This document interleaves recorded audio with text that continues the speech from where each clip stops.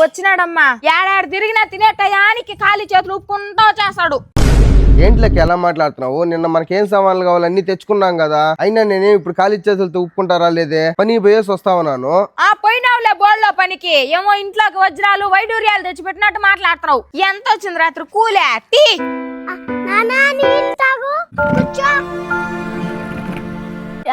చూసినాడు కొడతాడా?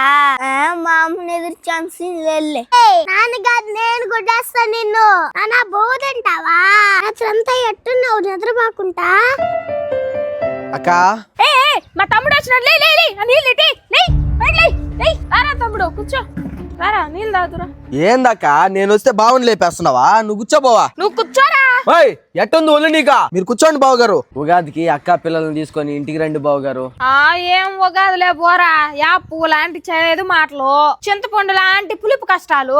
అట్టుంది నా బతుకు. ఈ కొంపలో నా కష్టమే ఊరికే కనిపించదు. ఏంటక్క ఎప్పుడు కోపంగానే ఉంటావా? ఈ ఉగాది నుంచి అయినా ప్రశాంతంగా ఉండేవా? మీకేమరా వండి పెడితే తినేవాళ్ళు మీరు ఎన్నైనా మాట్లాడతారు. ఇంట్లో ఆడదాని కష్టం ఎవరికి తెలుస్తుందా? ఇది ఉన్న జిడిది. దీనికి అమ్మంటే విలువే లేదు. దీనికి నాయనంటే బెల్లం లాంటి తీపి, అమ్మంటే మిరపకాయ లాంటి కారం. దీనికి అబ్బుని ఒక్క మాట అనకూడదు, పొడుచుకొని వచ్చేస్తుంది. దీని వల్ల నా మనసు అంతా ఉప్పు ఒగరేసినట్టు అయిపోతా ఉన్నది. చూడు మావా, ఉగాది రుచులు కూడా అమ్మ కష్టాల కింద ఎంత బాగా చెప్తుందా.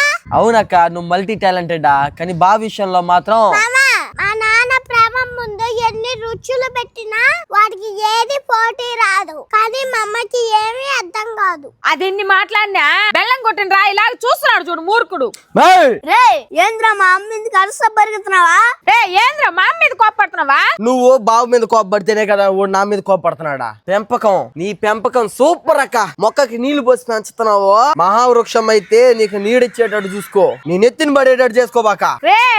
ఏంది రే భర్తను తక్కువ చేసి మాట్లాడినా నిన్ను అక్కగా అని చెప్పుకునేదానికి సిగ్గుగా ఉందా? నా భార్య అన్నట్టు మాట్లాడితే గుమ్మ ఉంటావు నువ్వా?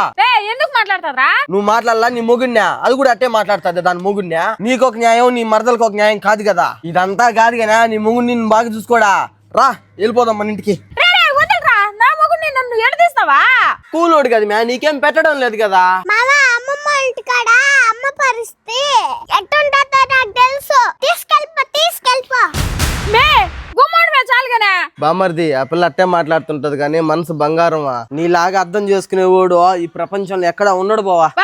నన్ను క్షమించు బావా, ఇంకెప్పుడు అట్ట మాట్లాడినా. ఉగాది పచ్చల్లో రుచుల్లాగే ద్వేషాలు కోపాలు అన్ని వదిలి మనమంతా కలిసి జీవించడమే జీవితం. అదే ప్రేమ. ఐ లవ్ యూ అండి.